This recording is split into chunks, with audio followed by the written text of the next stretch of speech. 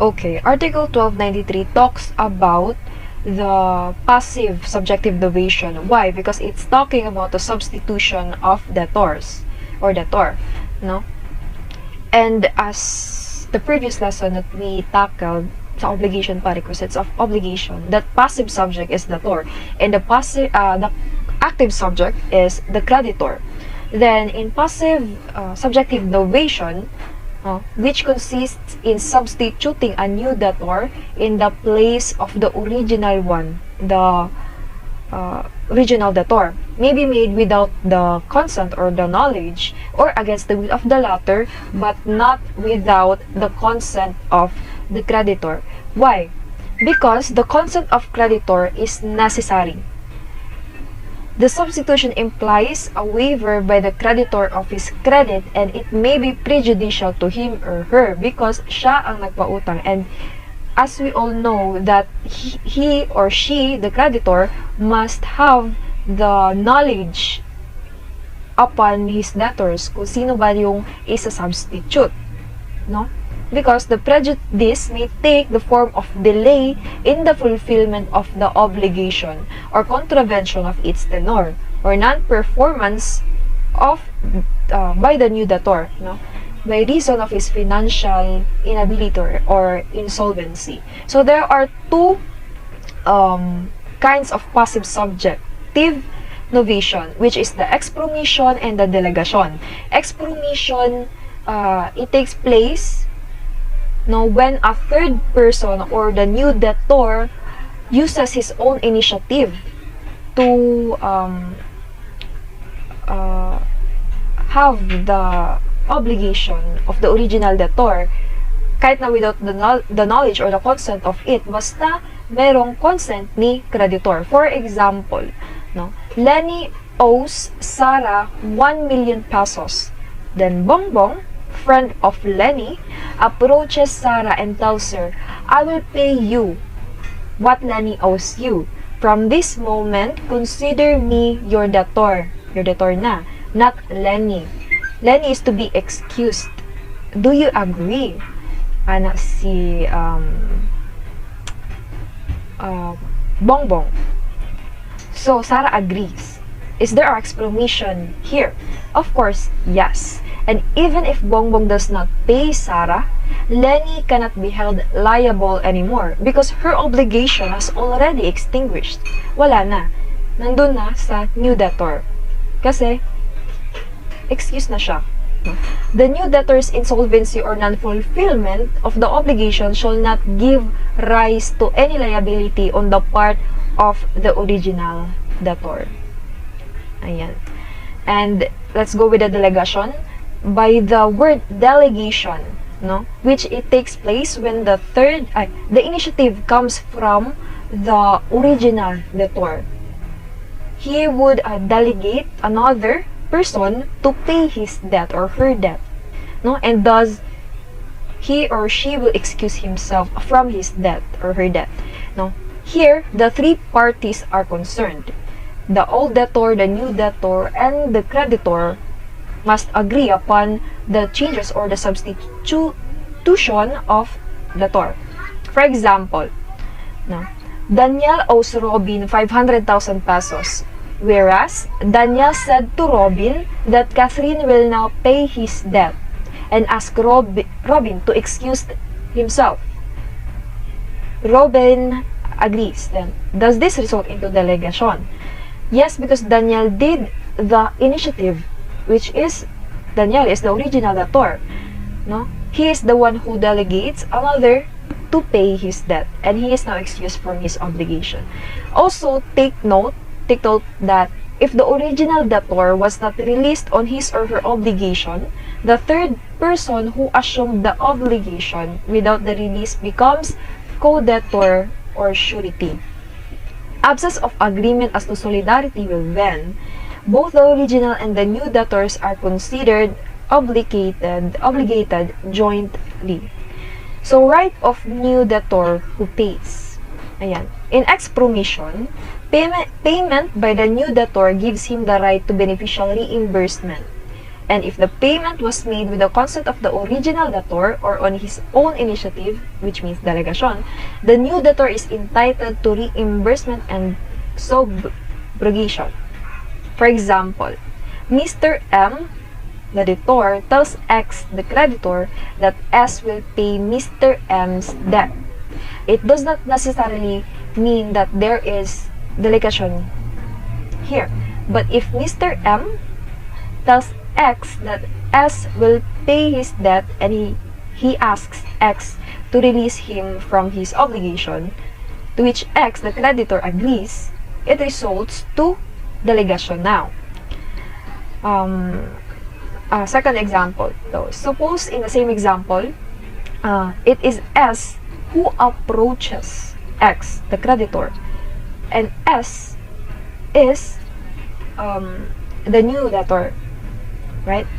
Then, and tells him that he will be the one to pay the debt of Mr. M, and X agrees. There is no expromission on this case. Why?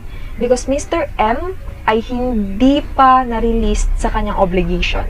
Unless na lang there is an agreement that Mr. M shall be released from his obligation to X, the creditor. So, that's all. Okay.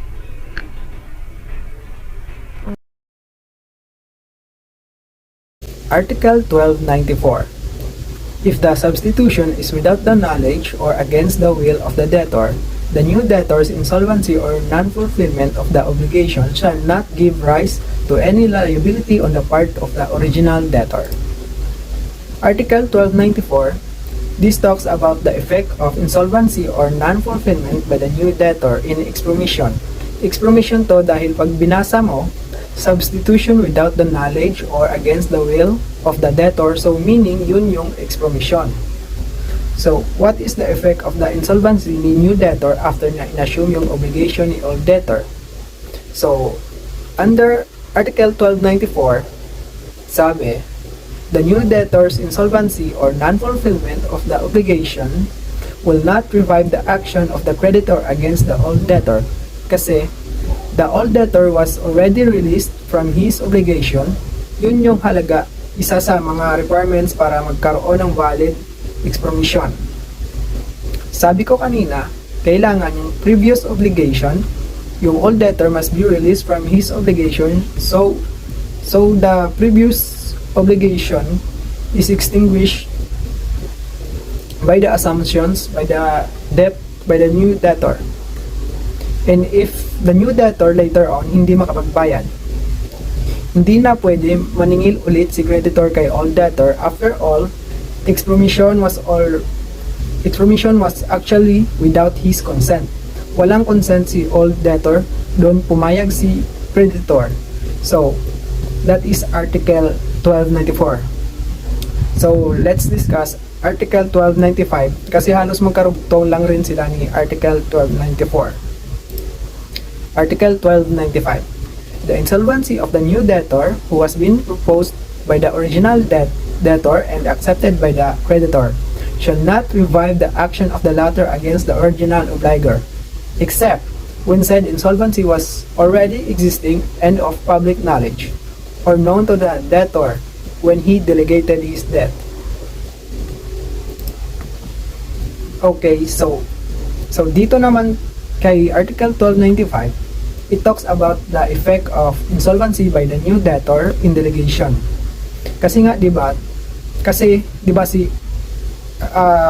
Article 1294, it talks about the effect of the insolvency or non-fulfillment by the new debtor in expromission. So, ito is a delegation or delegation. So, ano nga ba epekto ng insolvency or ng non-fulfillment in new debtor? So, anyway, the first thing that you will notice dito sa Article 1295 is this provision deals only with insolvency. Unlike kay Article 1294 na insolvency and non-fulfillment.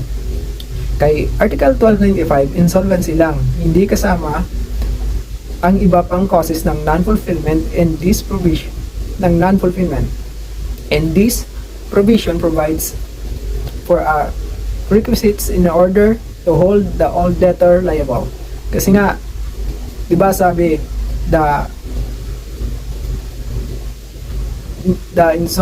kasi nga di ba sabi, the insolvency of the new debtor who has been proposed by the original debtor and accepted by the creditor. So, delegation niya ang tinutukoy dito. Ang sabi pa, it shall not revive the action of the latter against the original or obligor.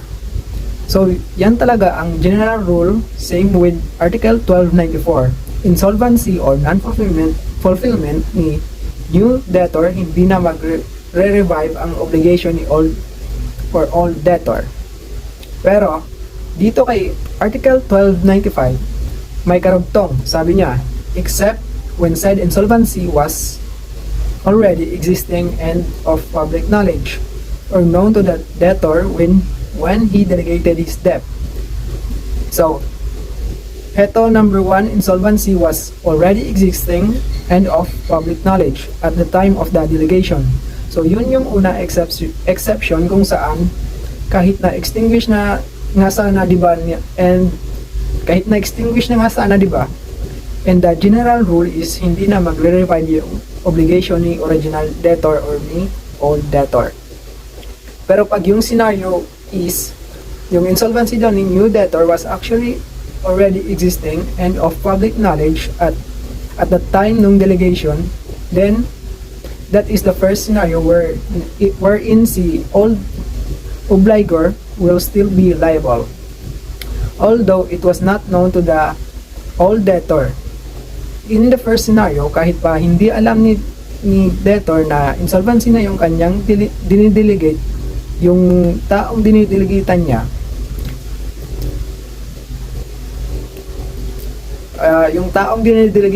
ng obligation, pero yung insolvency was already existing and of public knowledge. The second scenario or case under Article 1295 is when the insolvency was already existing and known to the debtor at the time of the delegation. So, dito, hindi naman public knowledge, pero alam ni debtor, alam niya by that in mind na insolvent na yung tao na yon. Pero nag-delegate pa rin siya, binigay niya pa rin sa kanya yung obligation to pay his creditors. So, notice, if the insolvency ni debtor o ni new debtor ay nangyari lang after ng delegation, hindi na talaga magiging liable pa si old debtor or original debtor. Basta tandaan lang sa case or sa situation na to, if alam ni debtor or if hindi niya alam pero of public knowledge na insolvency na yung tao na yun, and yet the debtor or the old debtor still delegates the obligation to that insolvent person, magiging liable pa rin si old debtor. Actually, this exception is intended to prevent fraud on the part of the old debtor kasi parang magiging escape sa obligation. Example, A owes B 1 million pesos, tapos itong si A nagpropose siya kay B na si C will substitute him or her as a debtor. Tapos si B agreed to the proposal, nag-agree siya. At the time of the delegation, C was already insolvent. But yung insolvency ni C was neither of public knowledge at hindi rin alam ni A. So in this case, A will not be liable. Kasi wala siya sa exception. 'Di ba hindi siya nung public knowledge, yung first scenario na sinabi ko kanina. And hindi rin alam ni debtor, so wala siya sa dalawang exception. So yung general rule ang mag-a-apply, which is ang sabi hindi na raw mare-revive yung original obligation ni debtor.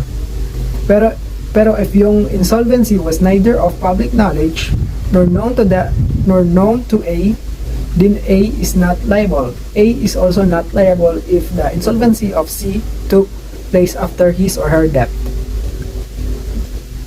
So let's proceed to Article 1296. Article 1296. When the principal obligation is extinguished in consequence of a novation, accessory obligation may submit only insofar as they may benefit third persons who did not give their consent. So, Article 1296, this provision talks about the effect of novation on accessory obligation.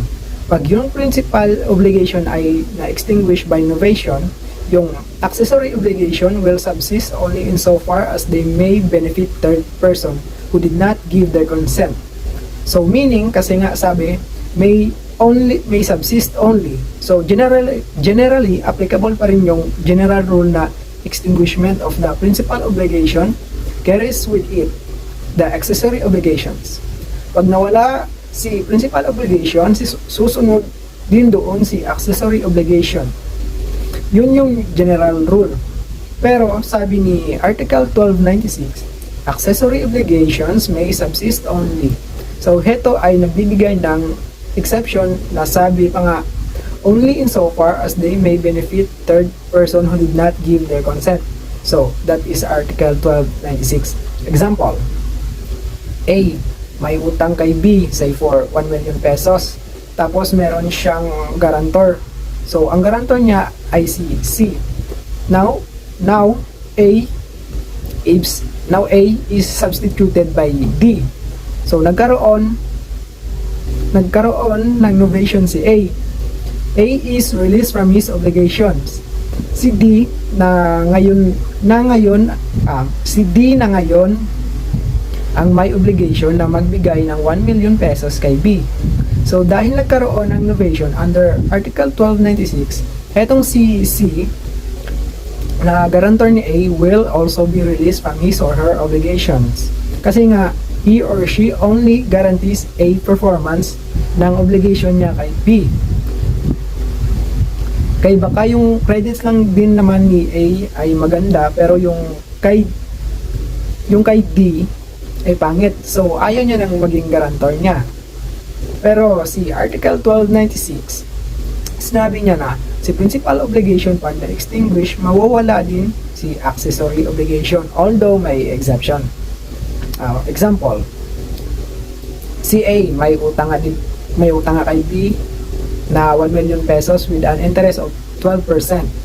Tapos na sa usapan nila na yung interest na 12% ay ibibigay ni A kay C. Now later, itong si A at B ay nagkasundo na instead of paying the 1 million pesos na utang, ibinigay na lang ni A ang sasakyan niya kay B. So in this example, na-extinguish na yung original obligation, which is to pay 1 million pesos Dahil nagkaroon ng novation, change of object naman ito. Pero yung 12% interest sabi doon sa accessory obligation, yung 12% interest ay ibibigay ni A kay C. Based doon sa original na obligation, ito ay hindi na extinguished. Masasubsist na lang siya.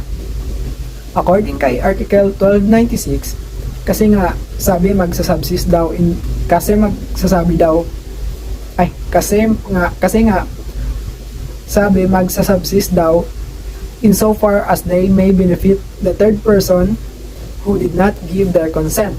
Unless si C ay nag-consent doon sa novation na ang ibibigay na lang ni A kay B ay yung sasakyan niya, so mawawala rin yung 12% na interest na ibibigay sana kay C.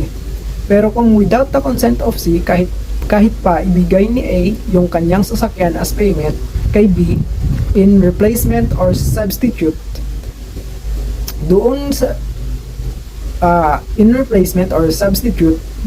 original obligation nila, magiging liable pa rin siya. Magsasubsist yung 12% interest na accessory obligations, which is ibibigay niya sana kay C. That's all po.